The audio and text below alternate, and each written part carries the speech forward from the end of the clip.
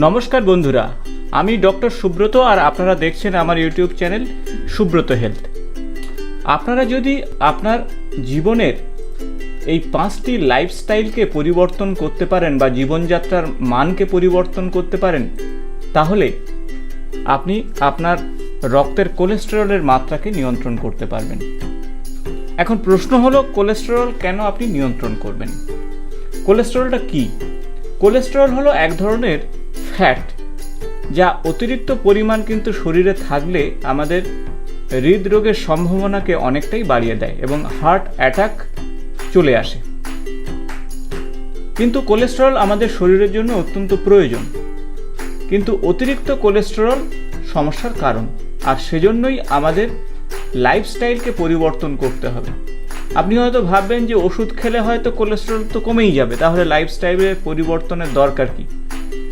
সেক্ষেত্রে বলবো যে প্রত্যেকটা ওষুধের তার সাইড এফেক্ট অবশ্যই রয়েছে এবং জীবনযাত্রার মানকে পরিবর্তন এবং পরিবর্ধন করলে আপনি অবশ্যই এই ধরনের সমস্যা থেকে নিজেকে বের করে আনতে পারবেন এবং আপনার রক্তের কোলেস্টেরলের মাত্রা ধীরে ধীরে কমবে। তো আসুন জেনে নেওয়া যাক কী সেই জীবনযাত্রার মান। প্রথমত বলবো যে আপনারা প্রত্যেক দিন যে খাবার খান সেই খাবার থেকে আপনারা স্যাচুরেটেড ফ্যাটকে কমিয়ে ফেলুন। স্যাচুরেটেড ফ্যাট আপনার শরীরের কোলেস্টেরলের মাত্রাকে খুব দ্রুত বাড়িয়ে তুলবে, আর এটাই প্রথম কাজ। এখন প্রশ্ন হলো, স্যাচুরেটেড ফ্যাট কোথায় আছে? সেক্ষেত্রে রেড মিট এবং পাশাপাশি আপনারা যদি দুগ্ধজাত কোনো প্রোডাক্ট খান, সেক্ষেত্রে ফুল ফ্যাট যদি ডায়েরি প্রোডাক্ট হয় তাহলে আপনার কোলেস্টেরলের মাত্রা বাড়বে, কারণ এর মধ্যে স্যাচুরেটেড ফ্যাটের পরিমাণ অনেকটাই বেশি রয়েছে এবং তার ফলে আপনার শরীরে এলডিএল অর্থাৎ লো ডেনসিটি লাইপোপ্রোটিন, যেটা খারাপ কোলেস্টেরল, সেটা কিন্তু বাড়তে থাকে। স্যাচুরেটেড ফ্যাট প্রথমত কমাতে হবে। বিভিন্ন রকমের ফ্যাটি অ্যাসিড, যেমন mono unsaturated fatty acid, poly unsaturated fatty acid, saturated fatty acid এবং ট্রান্স ফ্যাট।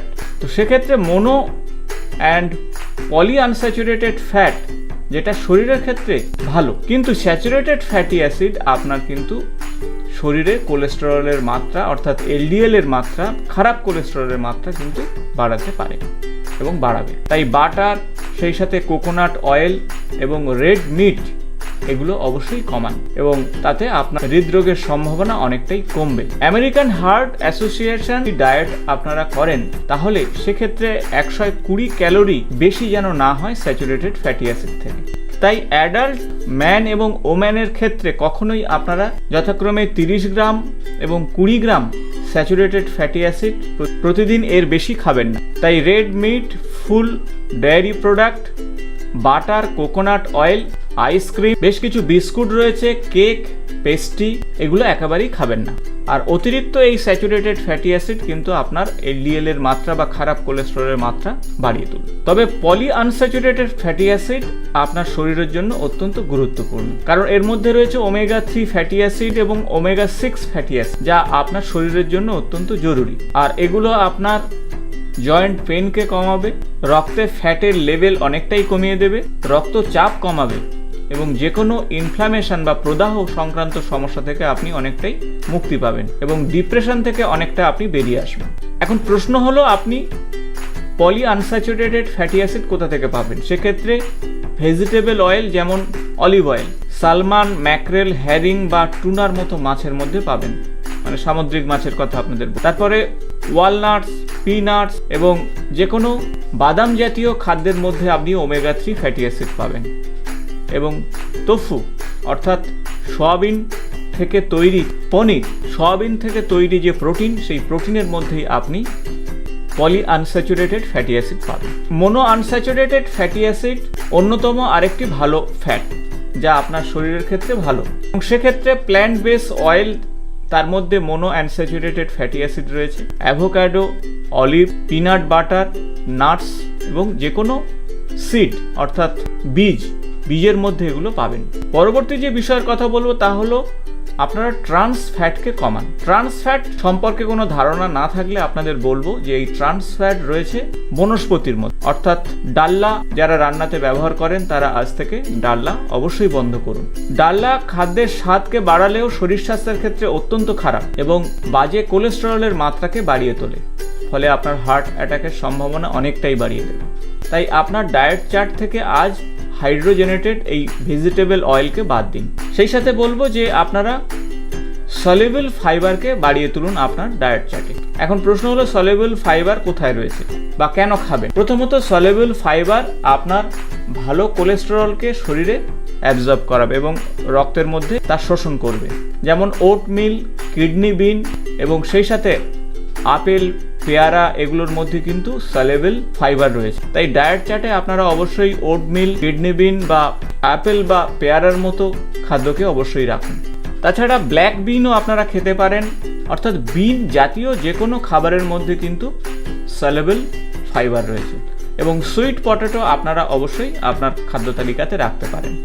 ব্রোকলির মধ্যে রয়েছে সলিউবল ফাইবার, সবুজ মটরশুঁটির মধ্যে আপনি পাবেন সলিউবল ফাইবার, ডুমুরে পাবেন সলিউবল ফাইবার, গাজরের মধ্যে প্রচুর পরিমাণে সলিউবল ফাইবার পাবেন এবং ফ্লেক্স সিডের মধ্যে আপনারা কিন্তু সলিউবল ফাইবার পাবেন, সানফ্লাওয়ারের বীজের মধ্যে, তাছাড়া বার্লির মধ্যে প্রচুর পরিমাণে সলিউবল ফাইবার রয়েছে।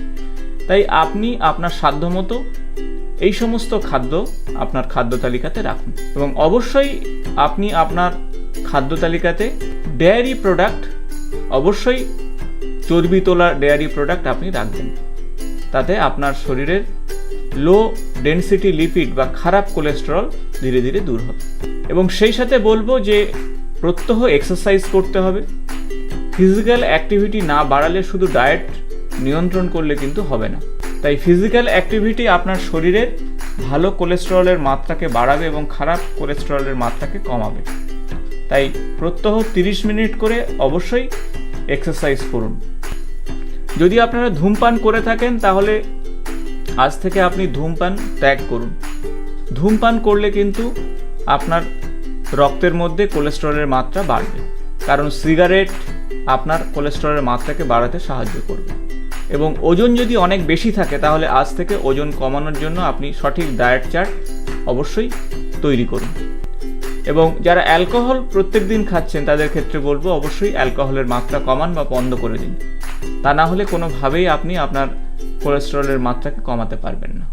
ওষুধ খাওয়ার কথা চিন্তা না করে লাইফস্টাইলকে একবার পরিবর্তন করতে পারলে দেখবেন আপনার ধারে কাছে কোলেস্টেরল ঘেঁষতে পারবে না। ভিডিও ভালো লাগলে বন্ধুদের সঙ্গে অবশ্যই শেয়ার করুন। নিয়মিত আমার চ্যানেলের আপডেট পেতে চ্যানেলটি সাবস্ক্রাইব করে পাশে থাকা বেল বটনটি প্রেস করুন। আজ এই পর্যন্ত, নমস্কার।